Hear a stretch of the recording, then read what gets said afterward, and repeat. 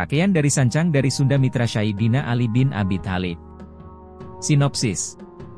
Menjelang tahun milenium, salah seorang ahli sejarawan Sunda Insinyur Haji Dudung Fathir Rahman mendapat informasi dari seorang ulama Mesir, bahwa Khulafaur Rasyidin Sayyidina Ali bin Abi Thalib radhiyallahu anhu.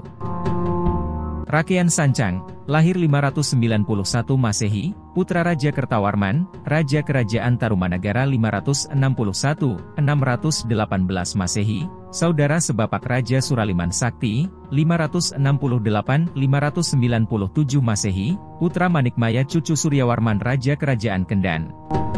Kertawarman merasa dirinya mandul, tahta kerajaan diwariskan kepada adiknya Prabu Sudawarman, padahal sesungguhnya tanpa disadari sempat memiliki keturunan dari anak seorang pencari kayu bakar, Wang Amet Samida. Ki Prangdami bersama istrinya Nyi Sembada tinggal di dekat hutan Sancang di tepi sungai Cikaengan pesisir pantai selatan Garut. Putrinya Setiawati dinikahi Kertawarman yang hanya digaulinya selama 10 hari, setelah itu ditinggalkan, dan mungkin dilupakan. Setiawati merasa dirinya dari kasta sudra, golongan masyarakat bawah, tidak mampu menuntut kepada suaminya yang seorang maharaja. Ketika Setiawati mengandung, berita kehamilannya tidak pernah dilaporkan kepada suaminya hingga melahirkan anak laki-laki yang ketika melahirkan, Setiawati meninggal dunia. Anaknya oleh Ki Parangdami dipanggil Rakeian mengingat keturunan seorang raja. Kelak Rakeian dari Sancang itu pada usia 50 tahun pergi ke Tanah Suci hanya untuk menjajal kemampuan, kanuragan, Sayyidina Ali bin Abi Thalib, 599 Masehi, 661 Masehi, yang dikabarkan memiliki kesaktian ilmu perang, ilmu berkelah yang tinggi. Rakeian Sancang disebutkan hidup pada masa Imam Ali bin Abi Thalib. Sumber lainnya menyebutkan, 640 Masehi, Rakeian Sancang tidak sempat berkelahi dengan Sayyidina Ali bin Abi Thalib.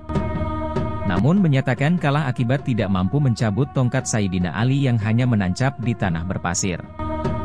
Sejak itulah Rakeian Sancang menyatakan dirinya masuk Islam kemudian meneruskan berguru kepada Sayyidina Ali.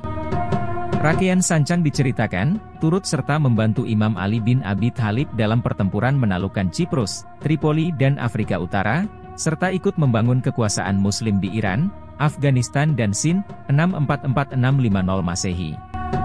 Sayyidina Ali mendapatkan bantuan dari seorang tokoh asal Asia Timur jauh, yaitu Rakeian Sancang.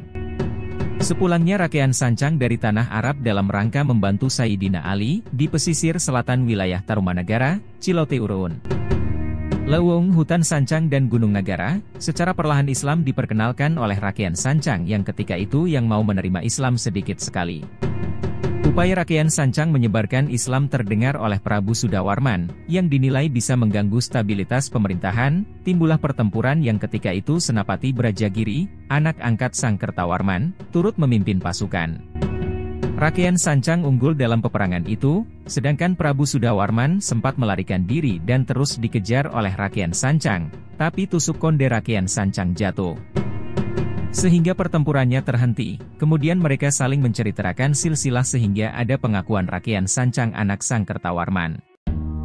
Dalam kisah ini menceritakan bagaimana Islam telah masuk ke Tatar Sunda, Garut, melebihi daerah-daerah lain di Nusantara karena dari angka tahun berkuasanya Kertawarman di Kerajaan Tarumanagara dan keberadaan Rakeian Sancang.